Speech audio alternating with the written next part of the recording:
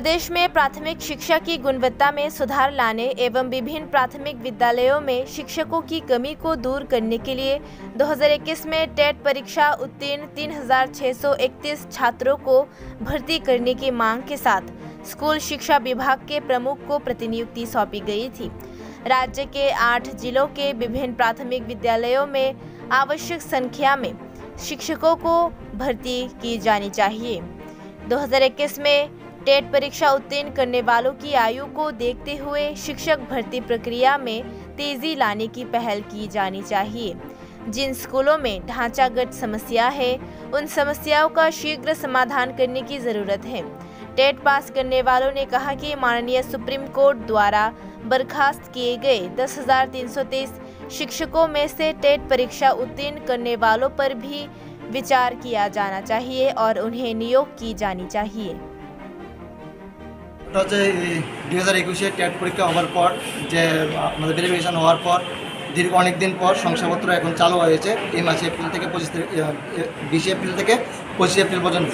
কিন্তু দেখা যাচ্ছে যে গত মাসের 20 তারিখ 20 মে থেকে 25 মে আর গত মাসের 20 তারিখ ক্যাবিনেট অর্থতন্ত্র অনুমোদন ক্রমে ক্যাবিনেট সিদ্ধান্ত নিয়েছিল যে টেট 1 টেট 2 থেকে শুধুমাত্র 600 জনকে শিক্ষক নিয়োগ করা হবে। তারপরে আর এই সিদ্ধান্তের পরিপ্রেক্ষিতে যারা টেট কোয়ালিফাইড হয়েছে তারা অনেকেই এখন হতাশাগ্রস্ত হয়ে পড়েছে। কারণ হচ্ছে অনেকে টেট পরীক্ষার পর থেকে যারা ফ্রেশার্স আছে তারা বিএড ডিএলএড মুখ্যমন্ত্রী যোজনা আন্ডারে তারা করেছে ব্যাংক থেকে লোন নিয়ে এবং ব্যাংক থেকে চাপ দেওয়া হচ্ছে। আর এর পাশাপাশি যেটা আছে পরীক্ষা দেওয়ার পর অনেকে বয়সোত্তীর্ণ হয়ে গেছে বা অনেকে বয়সোত্তীর্ণ হতে যাচ্ছে। আর এখন এই নিয়োগ প্রক্রিয়ার যে এই ধরনের বেহাল অবস্থা, যেখানে 3631 জন পাস করেছে টেট 1 টেট 2 মিলিয়ে ভেরিফিকেশনের যে লিস্ট এসছে আমাদের হাতে 3631 জন। আর এখানে রাজ্য সরকারের সিদ্ধান্তক্রমে শুধুমাত্র প্রেস কনফারেন্সের মাধ্যমে বলা হয়েছে 600 শিক্ষকদের নিয়োগ করা হবে।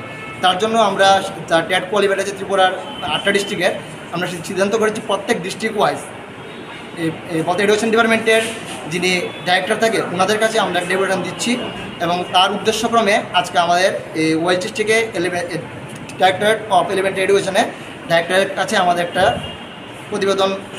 প্রতিলিপি সাবমিট করলাম।